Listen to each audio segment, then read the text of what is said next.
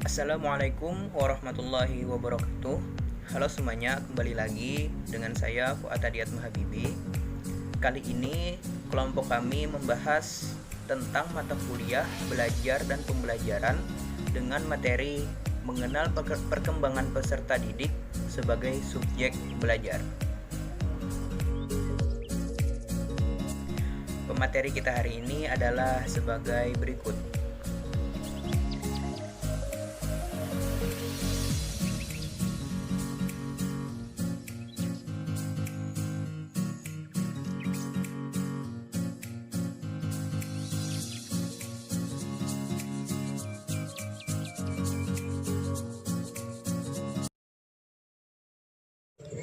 Assalamualaikum warahmatullahi wabarakatuh.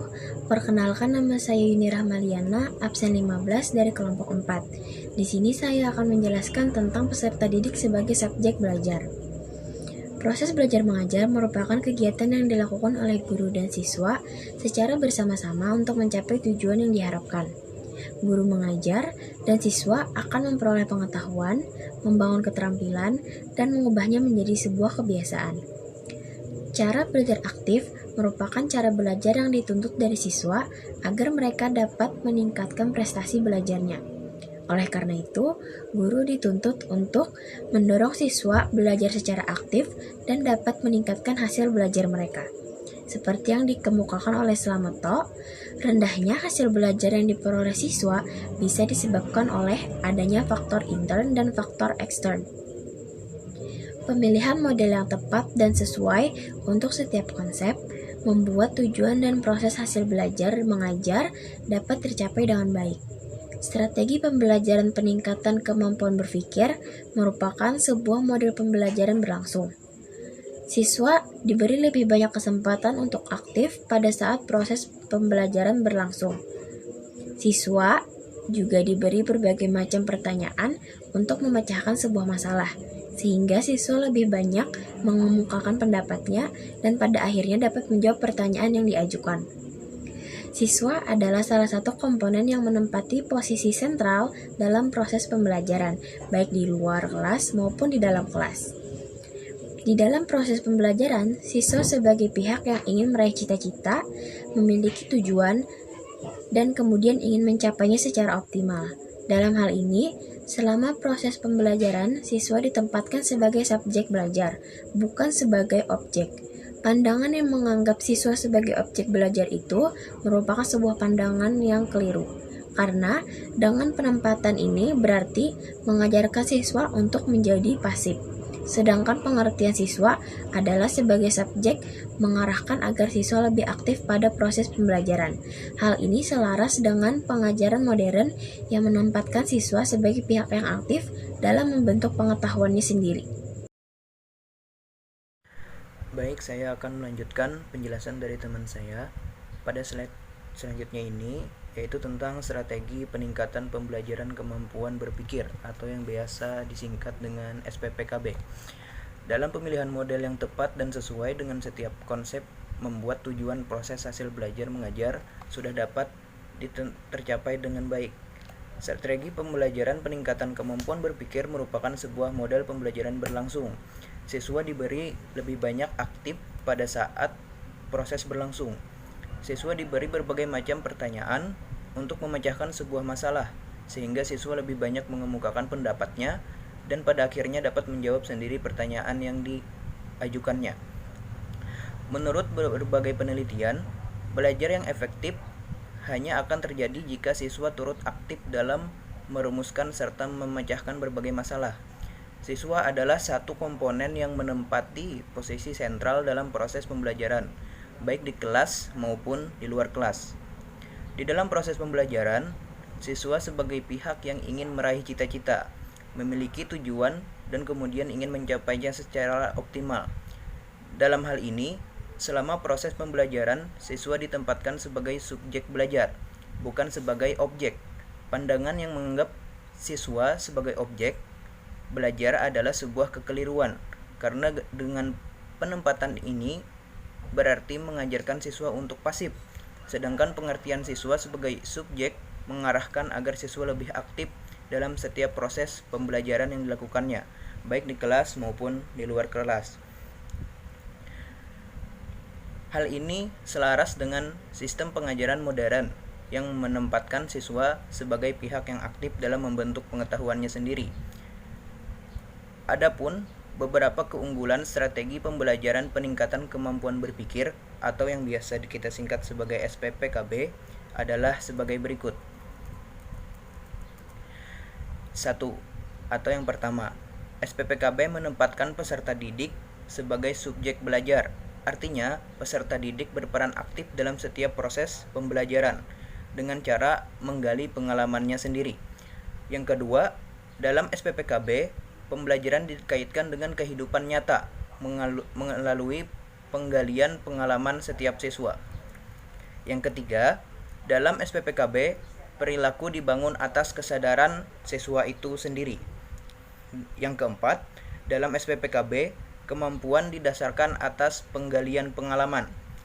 Yang kelima, tujuan akhir dari proses pembelajaran melalui SPPKB adalah kemampuan berpikir melalui proses menghubungkan antara pengalaman dengan kenyataan.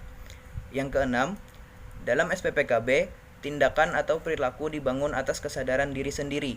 Misalnya, individu tidak melakukan perilaku tertentu karena ia menyadari bahwa perilaku itu merugikan dan tidak bermanfaat. Yang ketujuh, dalam SPPKB, pengetahuan yang dimiliki setiap individu selalu berkembang sesuai dengan pengalaman yang dialaminya. Oleh sebab itu, setiap peserta didik bisa terjadi perbedaan dalam memaknai hakikat pengetahuan yang dialaminya.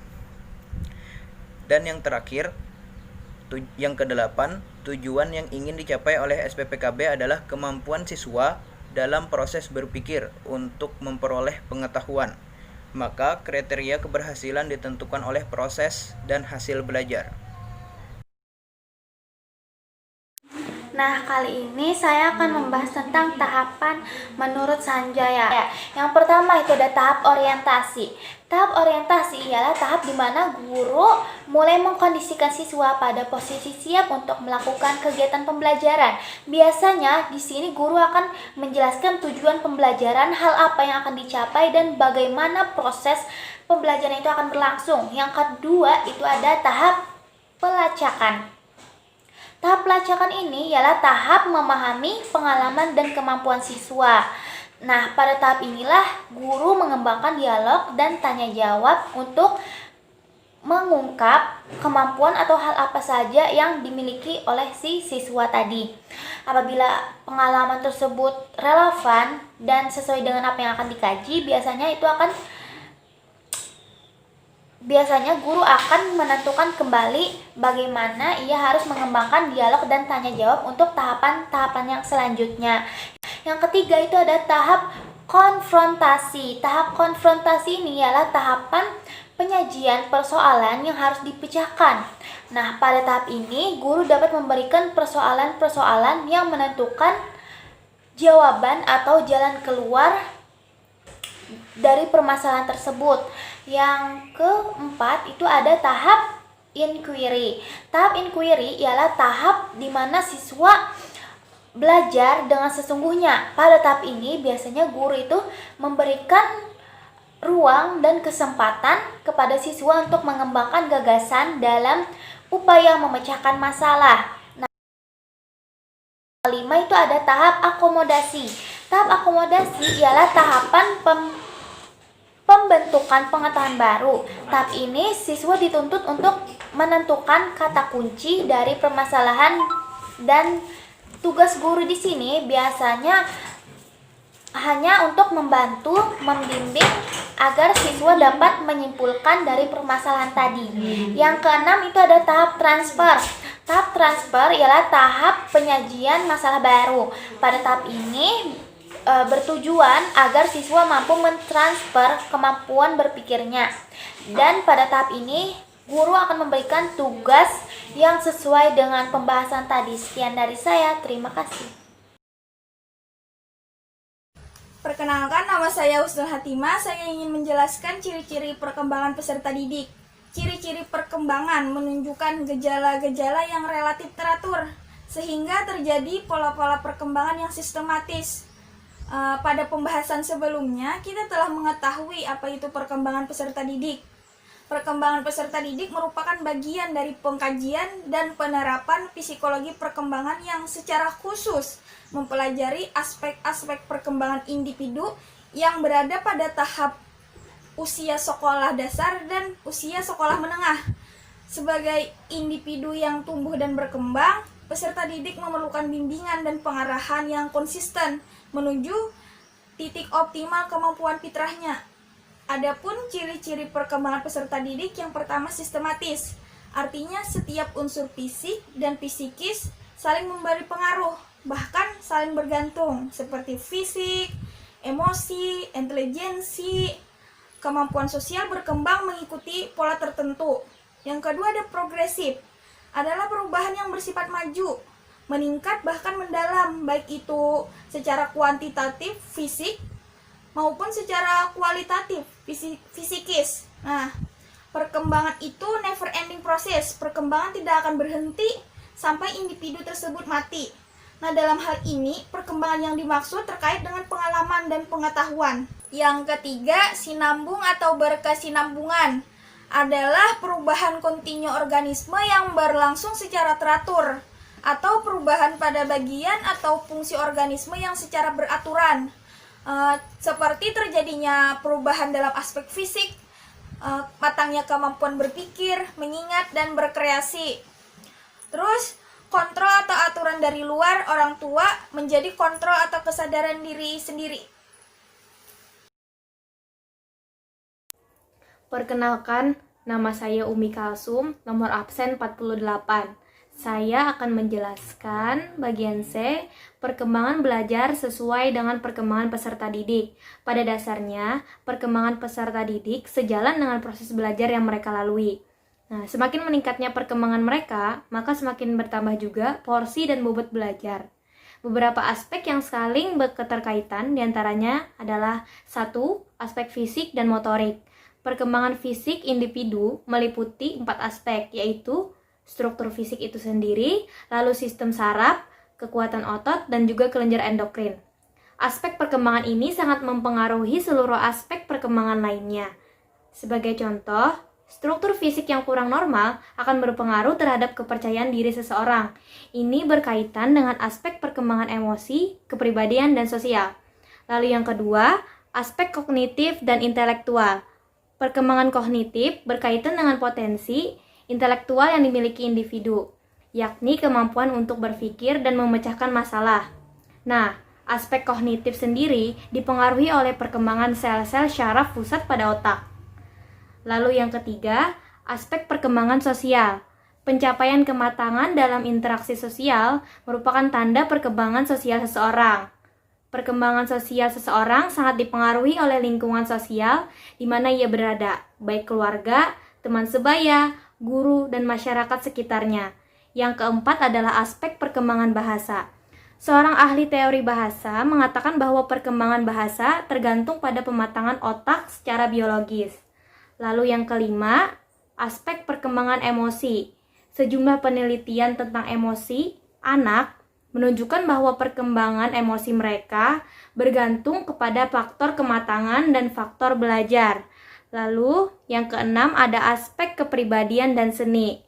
Sudianto pada tahun 2007 menjelaskan bahwa hal penting dalam perkembangan kepribadian adalah ketetapan dalam pola kepribadian.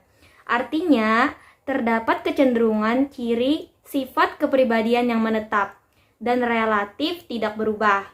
Lalu yang terakhir ada aspek perkembangan moral dan penghayatan agama. Perkembangan moral berkaitan dengan aturan dan konveksi mengenai apa yang seharusnya dilakukan oleh individu dalam interaksinya dengan orang lain. Baiklah, saya akan melanjutkan materi. Di slide sebelumnya, teman saya sudah menjelaskan tentang perkembangan belajar yang sesuai dengan perkembangan peserta didik. Kali ini, saya akan menjelaskan tentang proses pendidikan yang dapat membantu perkembangan anak sebagai subjek didik. Di antaranya ada 8 poin. Saya akan jelaskan yang pertama, proses pendidikan untuk membantu pertumbuhan fisik subjek didik. Di antara upaya yang bisa dilakukan yaitu yang pertama, menjaga kesehatan badan. Kemudian yang kedua, memberi makanan yang baik. Jadi peserta didik diajarkan untuk bisa memilih makanan yang sehat dan bergizi. Kemudian yang ketiga, menyediakan sarana dan prasarana. Yang keempat, menyediakan waktu istirahat, dan yang terakhir, menyediakan jam-jam olahraga bagi para siswa. Kemudian, lanjut poin yang kedua, yaitu proses pendidikan untuk membantu perkembangan kognitif. Kondisi psikologi yang perlu diciptakan agar subjek didik merasa aman secara psikologis sehingga mampu mengembangkan kemampuan kognitifnya antara lain, yang pertama, pendidik menerima subjek didik secara positif sebagaimana adanya tanpa syarat.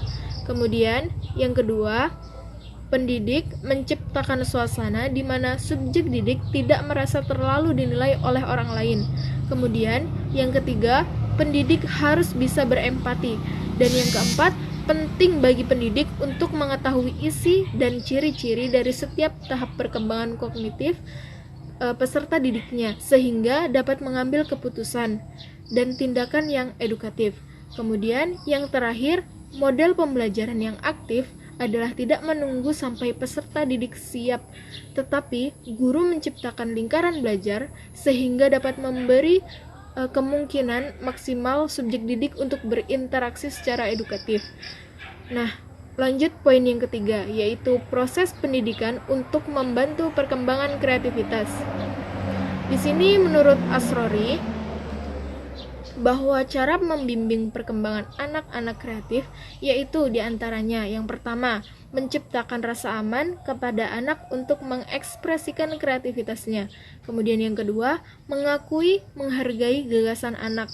Dan yang ketiga, menjadi pendorong bagi anak untuk mengkomunikasikan dan mewujudkan gagasan-gagasannya. Itu merupakan cara-cara membimbing perkembangan anak agar bisa lebih kreatif. Nah, selanjutnya poin yang keempat. Poin yang keempat yaitu proses pendidikan untuk membantu pengembangan emosi. Cara yang biasanya dapat digunakan yaitu mengembangkan emosi anak agar dapat berkembang ke arah yang memiliki kecerdasan emosional adalah mengembangkan kegiatan-kegiatan yang di dalamnya mengandung materi yang dikembangkan yang kemudian diberi nama soft sense curriculum. Mungkin teman-teman pernah dengar. Langkah-langkahnya, yang pertama yaitu belajarlah mengembangkan kesadaran diri. Caranya adalah mengamati diri dan mengenali perasaan-perasaan sendiri, menghimpun kosakata untuk mengungkapkan perasaan, memahami hubungan antara pikiran, perasaan, dan reaksi emosional. Kemudian yang kedua, belajarlah mengambil keputusan pribadi. Yang ketiga, belajarlah mengelola perasaan. Caranya adalah memantau pembicaraan sendiri untuk menangkap pesan-pesan yang terkandung di dalamnya. Kemudian yang selanjutnya, belajarlah menangani stres. Dan yang terakhir, belajar berempati dan belajarlah berkomunikasi. Nah, sekiranya itu merupakan langkah-langkahnya, untuk selanjutnya akan dijelaskan oleh teman saya. Di sini saya akan melanjutkan penjelasan dari teman saya sebelumnya. Yang kelima, proses pendidikan untuk membantu perkembangan bakat khusus, yaitu mengembangkan situasi dan kondisi yang memberikan kesempatan bagi anak-anak untuk pengembangan bakat khususnya dengan dukungan psikologis maupun fisik. Selanjutnya, meningkatkan kegigihan dan daya juang pada diri anak dalam menghadapi berbagai tantangan dan kesulitan. Yang keenam ini, proses pendidikan untuk membantu perkembangan hubungan sosial. Untuk dapat membantu perkembangan subjek didik secara maksimal, termasuk di dalamnya perkembangan hubungan sosial, menurut 4 kompetensi yang harusnya dipenuhi oleh guru, yaitu kompetensi kepribadian termasuk di dalamnya moral dan religius. Yang kedua, kompetensi pedagogis. Yang ketiga, kompetensi sosial. Yang keempat, kompetensi profesional. Yang ketujuh, selanjutnya proses pendidikan untuk membantu perkembangan kemandirian. Ada sejumlah intervensi dapat dilakukan sebagai ikhtiar pengembangan kemandirian sebagai berikut. A. Penciptaan partisipasi dan keterlibatan anak dalam keluarga. B. Penciptaan keterbukaan. C. Penciptaan keterbatasan atau kebebasan untuk mengeksplorasi lingkungan. D. Penciptaan atau penerimaan positif tanpa syarat. C. Empati terhadap anak. F. Penciptaan kehangatan hubungan dengan anak. Yang ke-8 ini proses pendidikan untuk membantu perkembangan bahasa.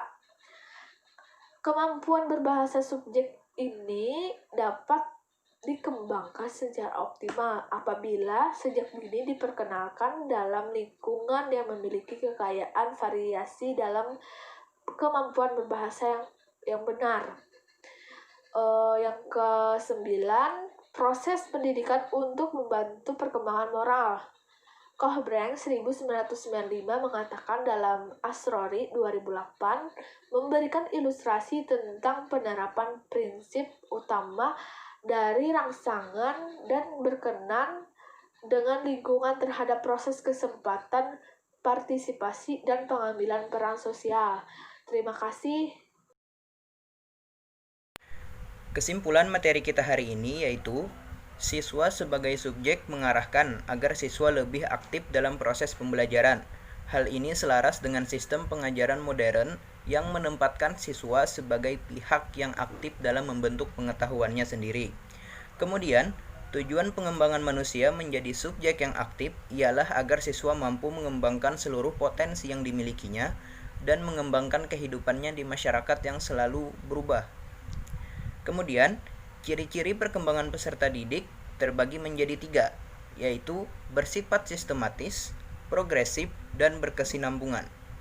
Perkembangan belajar siswa disesuaikan pula dengan perkembangan peserta didik. Sekian, terima kasih. Demikian tadi yang dapat kami sampaikan.